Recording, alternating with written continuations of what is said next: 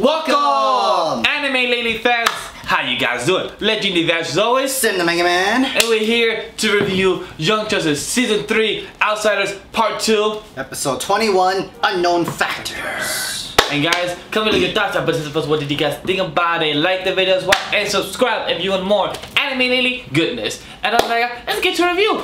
So what do you think, Sam, about this episode of the granny goodness that we got from and follow box and all that and whatnot? I think it was good, not to go with the granny goodness. Yeah. But like, it was really interesting. There was a lot of factors involved. There was also many factors. Many seeing Aquaman coming in to help actually, and his boyfriend. And by the way, to see to people that comment below on the videos, we finally saw Nightwing back, my man, on Dick Grayson. Definitely, and a little bit of Black Lightning action in the works. Yeah. Now, even though it was short, even though they got captive. They literally showed at the beginning, it literally showed that, and then after that it became a Aquaman-centric episode, which I didn't mind. And all we know about what happened with Dick Grayson is that he's having shocks and trauma, but we don't know if it was from grannies or was it from some personal trauma that's been happening with him, because he's been like shaking around, like, oh my god, what's going on? Well, this was thought he was healed. Yeah, this was at the cliffhanger at the end of the episode where he was there with his girlfriend, Oracle, aka Barbara Gordon. Yes, and it was nice to see them both there and to see her actually, you know, in the Witcher still shocked to see like they just cut the whole line of Joker, but that's a whole different story right there. But to actually see him in shock, it kind of hurt me as a fan. Like, yo, that's the great thing. Yo, he's hurt, my man. Get better. But to see, I'm curious to know if Granny Goodson did something to him to just, you know, to hurt the Justice League, the Young Justice team. You know, like, hey, little bitches, yeah, I've been, you know, somehow hurting my plans. But I'm curious to see. Like, she was already willing to like have them both sneak in. Like, okay, you're in my control now. You're inside. The light is now inside the infantry of the Young Justice group and the Justice League and everything. And now Obey and also Granny Goodness has some goodness involved in them, and they ate some Granny cookies and had them obey Darkseid, or technically her command. Basically because of the Overlord. Which turned out to be like a tiny robot. Yo, that box threw me out of a loop. I'm like, oh, she's a small box, so maybe she was recording everything there. Oh, she opened the box, she's like, oh, Overlord. I'm like, what? You see the tiny robot. That shit's small as hell. But then again, inside that box, it reminds me of Superman's Fortress of Solitude, kind of crystal, like rock sort of thing. Like back in the old comics, when his crystal back was, or but the same thing when his whole, in some comics issue, his whole family was still inside a little kind of like that, but it's like a smaller area, yeah, and you just see him sitting on a throne, on like a little. That's pretty dope. Not dope in a Overlord powerful G thing, but the whole thing being so small and being that powerful, that's freaking dope and powerful. But is that Father Box though? No, it's not Father Box. Yeah, it's not, right? No. I don't know too much about Overlord, if that is like an actual Easter egg or nod to the comics, but I don't know too much about that. Do you? I'm not too sure about that either, but it would make sense of why they want to kill the Mother Box in general. Yeah, and also Granny Goodness found some goodness in Violet.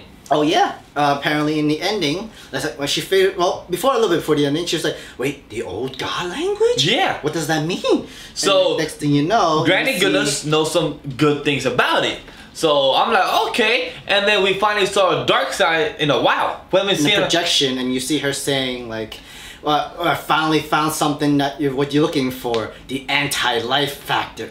For a second. Anti-life equation. For a second, I thought she saw the anti-monitor. I'm like, wait, what? You're gonna introduce this as well? And then no, you introduced the anti-life equation. Like, holy shit, no way, this is what Darkseid's been looking for entire life. I'm like, yo, and that's like in the comics too, because when he fought anti-monitor and all that, and the anti-life being evolved, the end of the world, the gods, that's just, the whole Jack Kirby stuff is amazing, the way he has done them, and to actually see this in fruition, and also to have these creators actually do this in Young Justice and actually do it such in a subtle way is really nice to see this. Oh yeah, definitely. If we didn't pay attention to the ending when it was going through the credits and stuff, we would have missed it. Usually we do call off on the ending, but then like we were just chatting, we're like, hey, let's just play it real quick and let's just go into record. But then they play, I'm like, oh wait, there's an ending scene? I did not know that. And then next thing you know, like, boom, like, oh fuck, that's huge. But that's huge. What's crazy, the other person who see Darkseid throughout the whole part 2, maybe part 1 even, because I don't remember him popping up. Nope, he actually only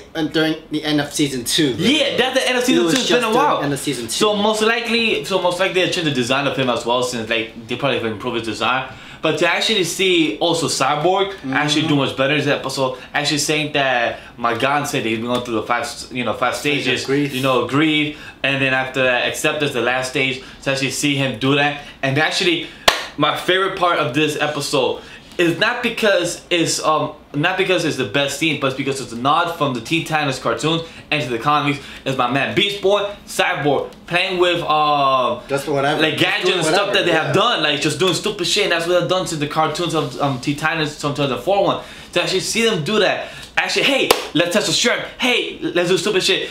But the one thing I wish they didn't say is crash. I wish Cyborg said booyah, like it did from, like, if he said that just once and never said again, I'm good. Just a nod to the Teen Titans cartoons. That would have been amazing. I think that would have been funny. That would have been really good. But remember, this is a different universe. Yeah, different universe. World. But like, a little nod to the like, you're like, hey, little nod, like booyah instead of crash. It's just one set. I'm like, yes, that's what I'll be happy for. Another side story to this episode was we see Bumblebee and Mal having finally, Bumblebee gave birth to a daughter. We find out, and she literally goes super micro size. Whatever. I forgot the really small. Nano macro and then size. She fixed when she found something wrong with her daughter. She found a hole in her heart, and she fixed it. But then she was debating if she wants to give the edge to her daughter for the future of humanity. But at that point, the daughter would have been at the disadvantage because of that hole in her heart and that injury that could have caused her to be at disadvantage in the future. So I guess what came to her mind is that I'm gonna change her DNA, and you've seen all these flashbacks and panel of her changing the future. How she just not doing this. She's not doing this to experiment on people. This is just to spark ideas for the future of minds and stuff like that. Next thing you know, she's crying. She ends up using it on her own daughter. Well, it was kind of crazy how she does that. It didn't really show it. It didn't really show that she actually poured on her daughter DNA, but it kind of was leading to, and then it cut, so it kind of implied that she actually did pour. So if I'm gonna assume, because she said that, like, I did the right thing. So it seemed like she did do it. That's what's leading to. So I'm curious to see what happens next with Bumblebee and Mal and what continues with that. The funny joke with this was like, I've taken babies out of moms before, but this is the first time I put a mom in a baby. It's like, that was the best line throughout the whole episode. I love that line. Best line throughout the whole episode. It really shocked me of what the nurse said. And then when the nurse closed the door, she said, "Weirdest birth ever." Oh yeah. I'm like, definitely, I couldn't understand. I mean, yeah. For you to go through this and just see what you just did. This ain't normal for you. This is a daily life of a superhero for you. Especially when they both tested negative in metahumans and stuff like that. So it's technology. It gave me the question, like, is this where she actually gave her own baby meta genes, even though that she doesn't have it and her husband doesn't have it? That's could be. It could be the case. So that's about. I think there was another Easter egg where Breon said, what was Intelligence Industry or something like that? Intelligence Corporation. I think that's for the Batman. Oh, also Black Lightning saw the Batwing. Not really the Batwing, but more of Oracle's drone. Yeah, for Oracle's drone. So maybe Black Lightning is gonna start asking questions like, what the hell is going on after the Batmans were out of it and everything. So now he's gonna probably start investigating. And also, last thing we should go before we go, the Doctor. That threw me off the rail. I didn't expect her to be actually be involved with the light. Yep. I didn't see that. Well, we know she was being a traitor. We know we wasn't sure who she was working for. No. I expect her to, not trading in the bad sense, but working with somebody, not Deathstroke, not League of Assassins, Light. No. I expect her to do something with somebody else, like an actual good guy, but just behind the scenes. I didn't expect her to actually working with the bad guys. I was like, damn, you have Tara, you have this girl. What the hell, yo? You just can't trust nobody out here. So many vulnerabilities within this new Young Justice group. Not even your own friends, bro. Like Nightwing, Batman, Incorporated, everybody is lying to them. McGann is lying to them pretty much into this. The only one that's having a good time right now is Dolphin. She's having a great time of life. She's swimming in the water. She learned how to swim. She's having a great time. You know why? She's not part of the Young Justice group. She's not part of the Outsiders. Yeah, and plus Violet and Breon, they got makeup good. And then Vic, father good. Garth, hey, hashtag trended. That's it.